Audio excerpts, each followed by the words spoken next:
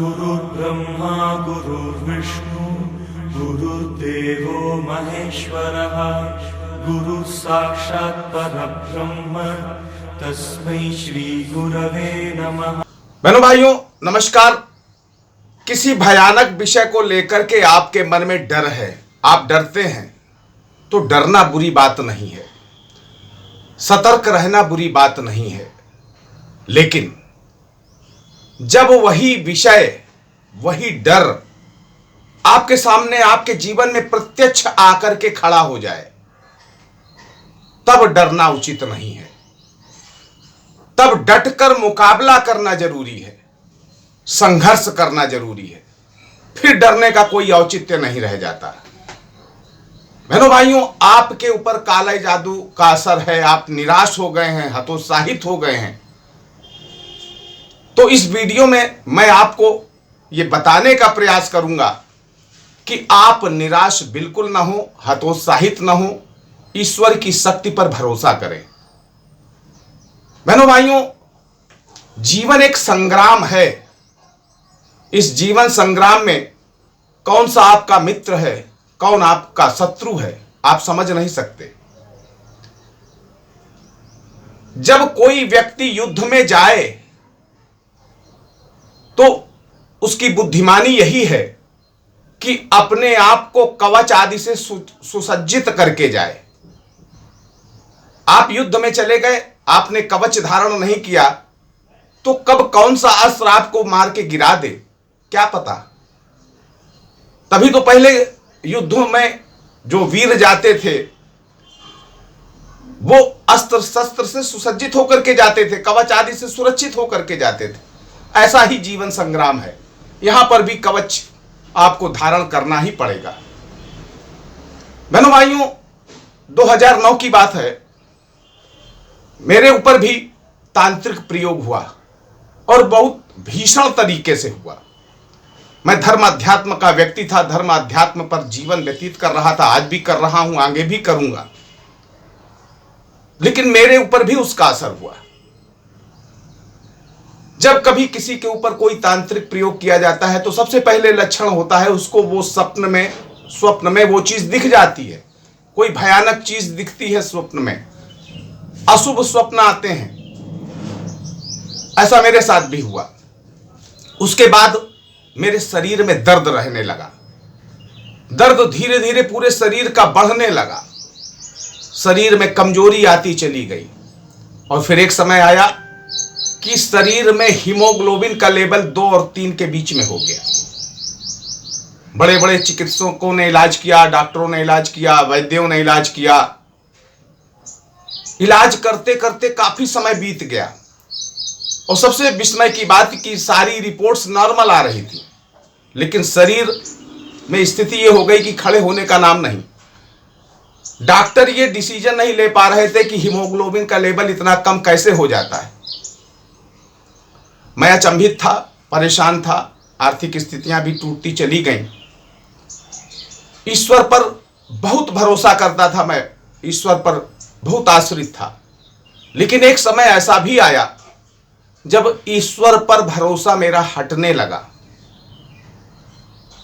मुझे लगने लगा कि ईश्वर नाम की कोई चीज नहीं है इस संसार में, क्योंकि अगर होती तो मैं तो ईश्वर का भक्त था और मुझे ये कष्ट मिल रहा है, किसी के तंत्र का प्रयोग क्यों मुझ पर हो गया है, इत्यादि इत्यादि विभिन्न तरह की शंकाएं मन में आने लगी। बहनों भाइयों, मैं शुरू से अपने, अगर मैं कहूं कि अपने स्टूडेंट लाइफ से मैं भगवान नाम जप मैंने अपने जीवन में बिल्कुल महत्वपूर्ण स्थान दिया था। भगवान नाम जप मैं जरूर करता था। लेकिन उस दरमियान जब मेरी स्थिति निम्न से निम्नतर होती चली गई, तब भगवान नाम जप भी मेरे मुंह से निकल गया, मेरे स्मरण से निकल गया। संयोग से एक गुरु जी हैं। अब गुरु जी के बारे में बताऊं तो वो गुरु जी कहां से आते हैं, कहां चले जाते हैं, मुझे नहीं पता लगता। ना उन्होंने कभी अपना स्थान बताया। अचानक वो आए मेरी उस दशा में, जब मैं बीमार पड़ा था बिस्तर पे और पिछले 6 महीनों से उठा नहीं था। उन्होंने मुझसे कहा कि मुझे पता लगा कि तुम बीमार हो तो मैं चला आया। मैं रोने लगा और उस समय मेरे साथ यही हो रहा था। जिम्मेदारियों का एक विशाल पीछे जिम्मेदारियां थी और कोई भी आ जाता था, कोई भी सिंपैथी दिखाता था तो आंखों से आंसू झरझर झरकर बहने लग जाते थे। गुरुजी से मैंने कहा कि गुरुजी ऐसी स्थिति है। उन्होंने कहा भगवान नाम का जप छोड़ दिया क्या तुमने? मैंने कहा कुछ नहीं होता प्रभु, उससे कुछ नहीं हो रहा है। मेरी आस्था, मेरा विश्वास सब टूट गया है। उन्होंने कहा यही वक्त तो होता है आस्था और विश्वास की परीक्षा का। उन्होंने कहा तुम इतने बुद्धिमान समझदार, तुमने सदैव ये माना है कि ईश्वर से बड़ी कोई शक्ति नहीं होती है और तुम ही विश्वास तोड़ करके बैठे हो। भगवान नाम का जप करो, पूरी श्रद्धा और विश्वास के साथ करो। जिस मंत्र का मैं जाप सदैव करता रहा उसी मंत्र को उन्होंने कहा कि ये मंत्र क्यों छोड़ दिया तुमने? मैंने कहा प्रभु जी क्या करें, मुझे ऐसी स्थिति में मुझे कुछ सूझ ही नहीं रहा। तो उन्होंने कहा मंत्र जप करो। तो जब मैंने फिर अपनी शंका बताई कि प्रभु कुछ नहीं हो रहा, तो उन्होंने कहा कि हो क्यों नहीं रहा, हो जाएगा। अगर इस मंत्र जप से तुम ठीक हो गए तो भौतिक सुख भोगोगे, संसार का सुख भोगोगे। और अगर प्राणांत हो जाता है तुम्हारा तो ये जो भगवान नाम जप, ये जो मंत्र जप कर रहे हो, इससे तुम्हारा परमार्थ होगा, ईश्वर के यहां कल्याण होगा। क्योंकि ये जो आप भगवान नाम जप का जो संचय कर रहे हैं, ये पुण्य संचय कर रहे हैं, ये व्यर्थ तो जाना नहीं है। तो अगर रहे तो इस लोक में सुख भोगोगे और नहीं रहे तो परलोक में सुख भोगोगे। बहनों भाइयों, उस दरमियान तरह तरह के तांत्रिकों के पास भी मुझे ले जाया गया, तरह तरह के, और सब जगह मैंने देखा। एक आध को नहीं कह सकता, एक आध अच्छे थे, भक्त थे, लेकिन उनकी सामर्थ्य नहीं थी उस चीज को ठीक करने की। लेकिन ज्यादातर मुझे उसी तरह के मिले जो दोहन करते हैं, शोषण करते हैं। फिर मैंने एक बार इस विचार को मजबूत किया कि बात तो सही कह रहे हैं गुरुजी कि भगवान नाम जप करने से अगर इस संसार में रहते हैं तो यहां कल्याण होगा और नहीं रहते हैं तो वहां कल्याण होगा। और मैंने भगवान नाम जप करना फिर चालू कर दिया, फिर मंत्र जप करना चालू कर दिया। जब डॉक्टरों ने मुझे दवाई देने से मना कर दिया, उन्होंने कहा कि बड़ी जांचें होंगी, लंबी जांचें होंगी, कारण पता नहीं लग रहा, ब्लड क्यों खत्म हो जाता है शरीर का, उन्होंने दवा देनी बंद कर दी थी। आगे की चिकित्सा के लिए मेरे पास धन नहीं था, तो मैंने सोचा कि बस अब भगवान नाम जप करा जाए। मंत्र जप किया, भगवान नाम जप किया। उसका परिणाम क्या हुआ? 15 दिन में अगर देखें तो 2009 से 2011 तक मैं कहीं उठने बैठने की स्थिति में नहीं था, बिस्तर पे लेटा रहता था। और 15 दिन में मेरे अंदर वो शक्ति आ गई कि मैं 100-200 किलोमीटर की यात्रा भी करने लग गया। तो आप भी भयभीत मत हो, आप भी ईश्वर पर भरोसा करें और मंत्र जप करें। मंत्र जप बहुत शक्तिशाली होता है। ऐसा नहीं है कि आप नहाते धोते नहीं है, मंत्र जप नहीं कर सकते।